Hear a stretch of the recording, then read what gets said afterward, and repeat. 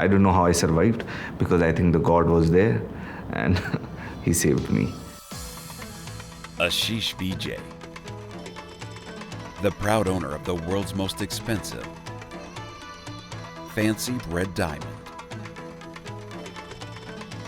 as well as green, blue, pink, and yellow diamonds. Founder of Dubai-based gems and jewelry company.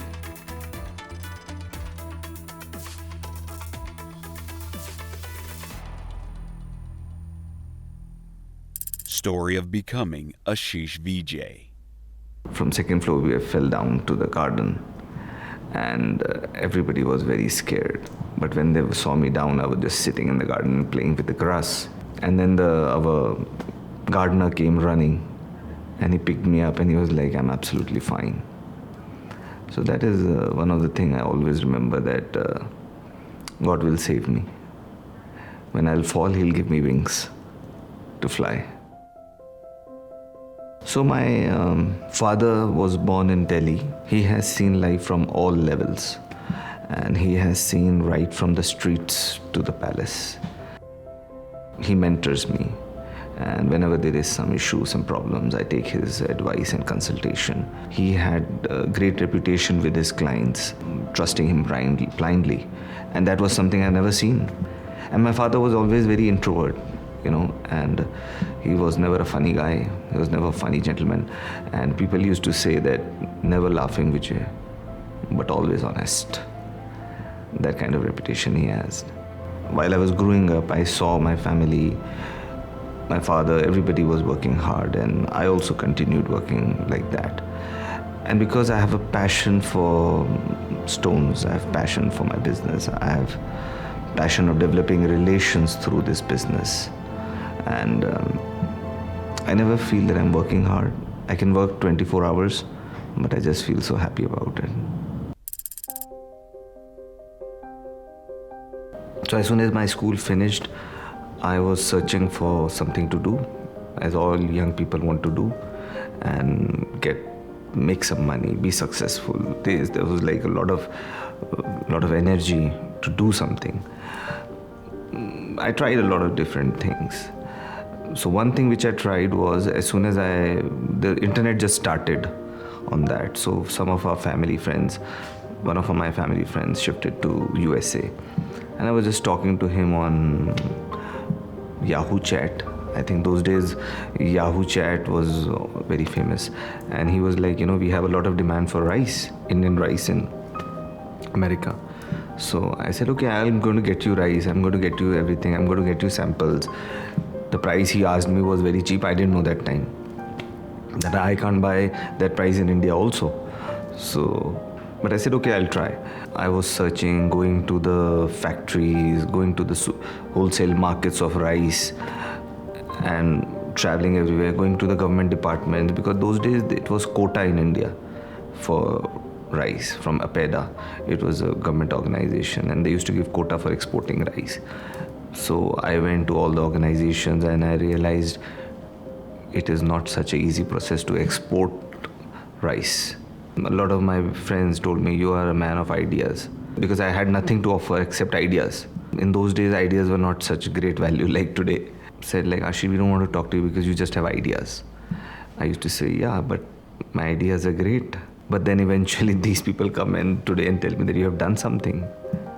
And when I collected everything, I said that to our family friend, I said, listen, I'm going to export you this rice. I'm going to send you these samples, see if you like them. The reply never came back. Then I asked my father one time what happened, I sent rice. He didn't reply me already 2 months. My father said he must have cooked and eaten them. Then that was the first lesson of my life, that be sure of what you want to do and whom you want to. This process showed me a lot of experiences. In this whole process, I met one of my uncles also. So I asked my father, I need a help for exporting and all that. So one of my uncles was very good in these. He has done the export before. So I went to him and I said can you help me to export this rice? So he looked at my face, and there were 10-20 people sitting around, and I was like a small young boy who just doesn't know anything, just trying to explore and do something in life, went to him and asked. He was like, listen, you're a useless fellow. Get away from here. You don't know what you're doing and you can't do it also. You have so much of time that you're useless. And that was like a biggest kick that my ego got, because honestly, I was useless. I also know I'm useless because I'm trying to do something, and I've just come out of the school, and so I couldn't say him that no, I'm not, because I was just trying, and out of respect also, but humiliation between so many people triggered ego in me that I want to do something in life. So I thank him also today, that if he wouldn't have said those things, I wouldn't be today here. So thanks to all those people who triggered this ego in me and triggered me to become successful. One thing I have realized in my life, there is no point of complaining. You have to move on to the next steps. Choose people very wisely. Otherwise, unsuccess will choose you.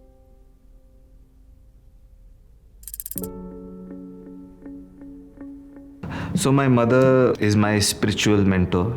She's someone who has given me a lot of inspiration in spirituality, in being not a greedy person, being very honest.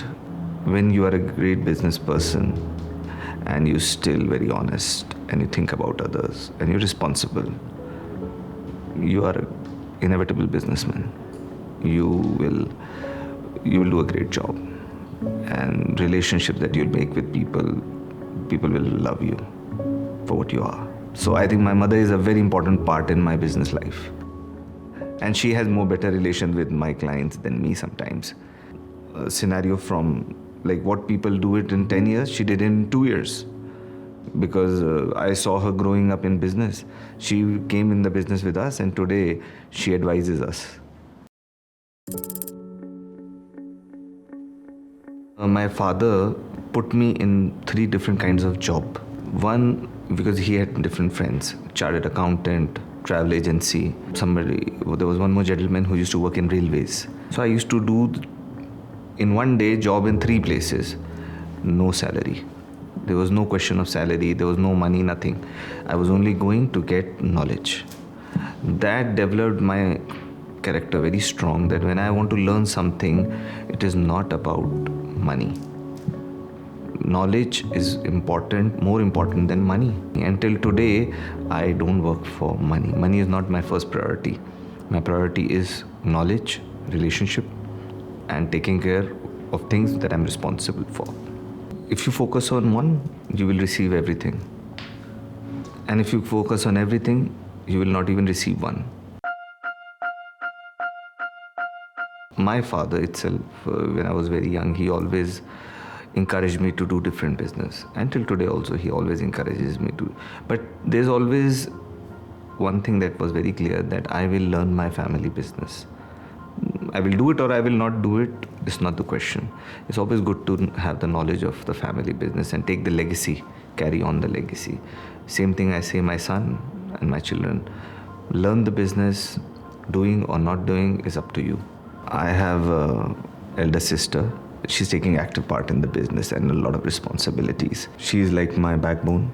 I'm always consulting with her whenever we're making some important decisions. I have a younger brother, and he is very good in his approach towards diamonds. He's very educated. We buy rough diamonds and from different parts of the world, and then we polish them and then we make them into the jewelry. So it's a long process. And this needs a lot of different levels of professionalism. With this, me and my brother works very well. And my father supervises everything, if we don't make any mistakes. My relationship with my clients, that is very strong, because I take care of them. We make them family. They have become a part of my family. Recently, I bought one stone from one gentleman, and recently on my 40th birthday, he was telling me, Ashish, the time I saw you first time, you were a mosquito, and you have turned to become an elephant. Seeing behind the picture. Everybody sees the picture, But when you get wisdom to see what is behind the picture, then you start realizing things. Because those things that you can't hear, you can't see, but you have to understand them. And then you start improving on your skills of understanding people, intentions of the people. Because intentions of the people are not on their faces, it is behind them. So past experiences, bad experiences with people helped me getting better. And you can never say anybody is perfect. I'm still learning. Still I find somebody great, a great magician who will teach a new lesson.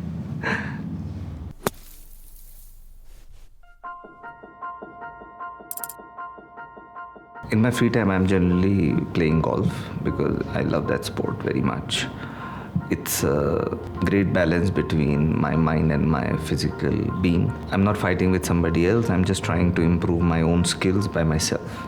Somebody who just wants to learn golf and take the club and just go to the golf course and start hitting, it will be very difficult, almost impossible to become successful in it, because you need guidance. People who are not getting successful or who wants to achieve something and they're not reaching where they want, they need to do some more learning, education and knowledge. A lot of people don't have patience to understand wise words. So experience has its own language, because experienced person, when they want to guide you, they might not come out with the whole story which you want to understand. So you have to trust in a wise man whom you have chosen and go by it, rather than every time coming back and showing your distrust in and you don't believe in what they're saying. They end up losing those people. If I have to ask something to God, I can ask them to give me a good mentor or a guru who can guide me more better, because you make less mistakes, and as many less mistakes you make, that much successful you are. In those days also, again, my biggest loss started when I bought in my first trip stones. I met a guy who was same age like me, very nice. He was like, you're my brother, you're my friend, this. My father gave me a very limited amount of money. It was like full economical trip. Those days when I started my business. So I bought good more than what my father gave me money. And I told them, listen, I'm asked my father more money and we'll pay you. So this guy, I said, listen, I am staying in a hotel, you have a house. These goods I have bought from the market. Just keep it with you. I'll take it from you tomorrow. Can you believe, I came next day. He told me all the goods are lost.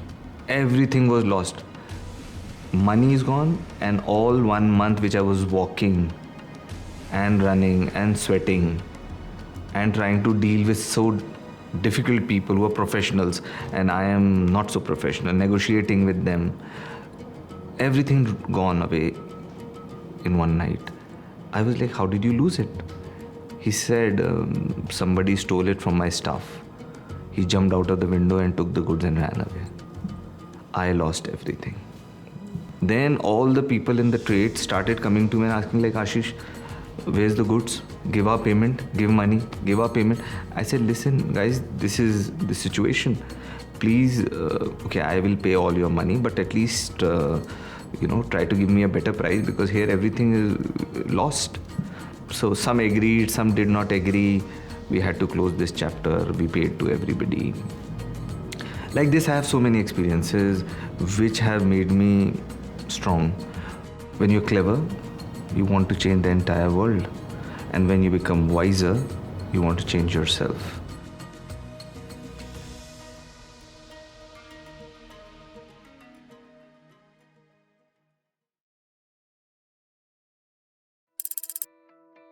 I try to get the best people in the world for such all jobs. So we buy the stones from the best mining company. Now the designer himself would be like very important designer. But it's not necessary for me that everybody should work in my company. Because very creative people, very successful people, might not work for you. They might just work for their creativity, for themselves. When you're doing a job, you are just focused on one thing. But when you are doing business, you have to be right from the watchman to the owner of the business. Business is a whole group of activities. It is not one thing. So to make a great business, you need at each level, at each point, a great professional to do it. One of my favorite stones is ruby, red color. It's a very energetic stone. Red gives me fire. I always relate stones with chakras. The root chakra, which is like the energetic chakra, is red color, and ruby gives that energy to me. And so as the blue color, it has something divine in it. It gives me a good blue, gives me a lot of energy. So I think red diamond has been one of the most expensive stones that I think everybody knows. Red diamond is red diamonds are one of the most rarest stones. But I have a special passion for alexandrites, which was on the Russian Tsar's name. It's a very unique and special stone. It has a different energy. It changes color with the lights. I think it is very close to my heart, alexandrites. We don't buy everything. We are very focused on the quality. We don't want to compromise with the quality. I'm always focused that our quality should be number one in the sense of clarity, cut, color. Because when quality is long remembered than the price, a client can take a stone from me after 100 years or 50 years. When they open, they might not remember the price, but they will remember the quality. They'll see and they say, this was the best one, which somebody bought in our family. It is my fate, it's my destiny. But yes, it is my choice. Definitely my choice to be in that business, because I enjoy, love, I have passion towards the stones. And I have passion for growing my relationship with the people I deal. If I will say how many people you have in your life you can trust blindly, apart from your family, blood, I think if we can get one or two, we are rich enough. Blind trust is something very rare. So I have realized that nothing is mine. Not even it was before, not now, and even after 25 years. There is nothing that is mine. So when you have nothing, the only thing that you have is happiness. So I'm happy.